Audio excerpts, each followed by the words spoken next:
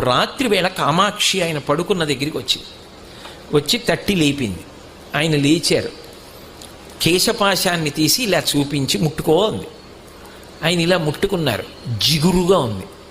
ఏమ్మా జుట్టు జిగురుగా ఉందన్నారు. పాలు పోసి వెళ్ళిపోయావు అని. అమ్మా నీ గుడి పునర్నిర్మాణం చేయాలని తాపత్రయపడ్డానమ్మా అన్నారు.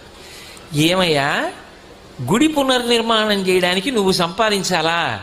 నన్ను అడిగితే నేను ఇవ్వను. దానికోసం నా జుట్టు ఇలా వదిలి వెళ్ళిపోయావా? చూడు పాలకంపు ఎంత సువాసనలు రావలసిన జుట్టునది. వెనక్కి వచ్చి అభిషేకం చెయ్యండి. రాత్రికి రాత్రి ఆయన బ్రిటిష్ ప్రభుత్వం వారిని అడిగారు తలుపులు తీయమని. తీశారు. వాళ్ళ గౌరవం కొద్ది, వాళ్ళకి ఆ గౌరవం ఉండేది. తలుపులు తీస్తే వారు గబగబా వచ్చి కంచిలో అమ్మవారికి మళ్ళీ అభిషేకం పూర్తి చేశారు. ఆ తర్వాత ఎక్కడి నుంచి వచ్చిందో కాసుల వర్షం పడిపోయింది. ఆ దేవాలయం అంతా పునర్నిర్మాణం